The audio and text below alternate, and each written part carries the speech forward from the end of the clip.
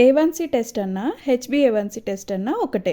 ఈ టెస్ట్ లో last 3 months నుంచి మన బాడీలో బ్లడ్ షుగర్ యావరేజ్ గా ఎంత ఉందో తెలుస్తుంది. ఎలా అంటే మనం తినే ఫుడ్ నుండి గ్లూకోజ్ అనే షుగర్ వస్తుంది. మన బాడీలో సెల్స్ ఎనర్జీ కోసం ఆ గ్లూకోజ్ ని యూజ్ చేసుకుంటాయి. ఈ టెస్ట్ అంతా HB మీద గ్లూకోజ్ మీద డిపెండ్ అయి ఉంటుంది. మన RBCs అంటే ఎర్ర రక్త కణాల్లో HB అనే మాలిక్యూల్ ఉంటుంది. ఫుడ్ నుండి వచ్చిన గ్లూకోజ్ ఆ HB కి అతుక్కుంటుంది. ఎక్కువ బ్లడ్ గ్లూకోజ్ ఉంటే ఎక్కువగా స్టిక్ అవుతుంది HB కి, తక్కువగా ఉంటే తక్కువ స్టిక్ అవుతుంది. HbA1c టెస్ట్ లో 3 మంత్స్ నుంచి యావరేజ్ గా ఉన్న బ్లడ్ షుగర్ ఎలా వస్తుందంటే మన బాడీలో RBCs లైఫ్ స్పాన్ 120 డేస్. అంటే ఒక్క RBC మన బాడీలో 120 డేస్ ఉంటుంది. ఆ తర్వాత కొత్తవి ప్రొడ్యూస్ అవుతూ ఉంటాయి. RBCs ఉన్న రోజులు HB ఉంటుంది. HB ఉంటే వాటికి అతుక్కున్న గ్లూకోజ్ కూడా ఉంటుంది. అలా యావరేజ్ గా 3 మంత్స్ గ్లూకోజ్ లెవెల్స్ తెలుస్తాయి. HbA1c టెస్ట్ పర్సెంటేజ్ లో క్యాలిక్యులేట్ చేస్తారు. ఎక్కువ నెంబర్ ఆఫ్ RBCs లో గ్లూకోజ్ అతుక్కున్న హెమోగ్లోబిన్ ఉంటే ఎక్కువ పర్సెంటేజ్ వస్తుంది. తక్కువ నెంబర్స్ లో ఉంటే తక్కువ పర్సెంటేజ్ వస్తుంది. ఇలా బ్లడ్ షుగర్